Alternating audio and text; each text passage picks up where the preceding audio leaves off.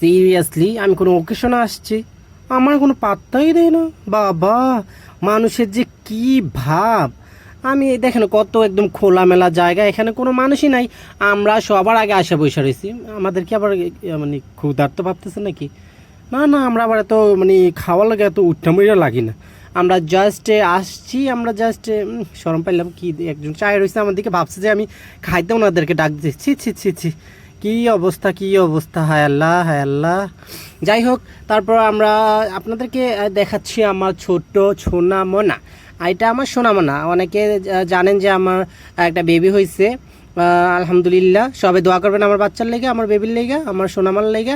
আর পিছে একটা বসে বসে দেখেন উকুন গিলতে আছে। ছি, আমি কীভাবে যে ভিডিওটা করলাম, হায় আল্লাহ কী যে অবস্থা কী যে অবস্থা, ভাবতেই পারতেছি না সিরিয়াসলি। দেখেন আমার মেয়ে আমরা মারতেছে, আমার মেয়ে আমার মারতেছে, দেখেন দেখেন দেখেন। আপনারা দেখে কিছু বইলা যান, কি যে আমি বলবো আমি কিছু বুঝতে পারতেছি না। পরে দেখি আমার শাশুড়ি আম্মা আমার ওই যে পোলাপানগো ইয়া করতেছে, দুলনি খাওয়াচ্ছে। ওরা অনেক জ্বালাচ্ছিল, তো বাবা উনি বলতেছে যে ওদেরকে দোলানা খাওয়াই আসি। পরে আমি বলছি ঠিক আছে যান, এখন তো আমরা আঙ্গুর তো খানাই দেন, আমরা বইসে রয়েছি, আমাদের তো কোনো পাত্তাই নেই বাবা। পরে আপনাদেরকে এক ঝলক দেখিয়ে দিলাম আমাদের ওকেশনের মেন পার্টনার।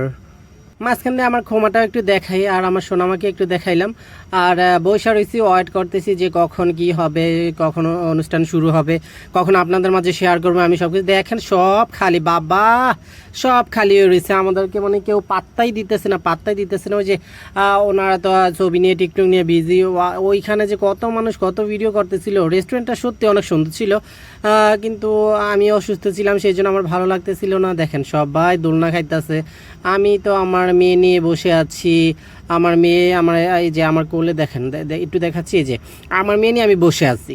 হ্যাঁ, আর সবাই সবার মতন ঘুরতেছে ফিরতেছে খাইতেছে, একটু একটু আমার কাছে আসছে, আমার মেয়ে একটু আমার ওয়াইফের কাছে যায়, এই আর কি এভাবেই চলতেছে। পরে বাড়িতে বাসায় চলে আসছি, আর কিছু হয়নি। দেখেন ওই যে ফুলের তোড়াটা দেখাচ্ছে, ফুলের তোড়াটা নষ্ট হয়ে গেছে বাবা, দেখাইতে পারলাম না ভাই, এত বিজি ছিলাম দেখাইতে পারলাম না। পরে চলে আসলাম একটু সাত বাগানে ঘুরতে। ওদের সাত বাগানটা এত সুন্দর ছিল সাত বাগানটা, আর পাশেই ছিল ছোট্ট একটা নদী। ওয়াও ওয়াও, এটা আমি অ্যাকচুয়ালি আমি এক্সপ্লেন করতে পারবো না যে নদীটা কীরকম ছিল। নদীটা সত্যি মানে এক্সিলেন্ট, আপনারা দেখে জানাবেন, এক্সিলেন্ট।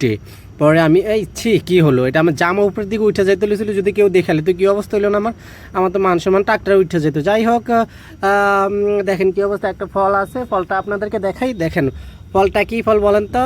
ডালিম ফল।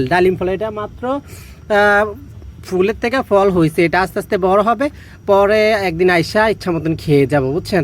নাও পাইতে পারি, এটা বলে লাভ নাই।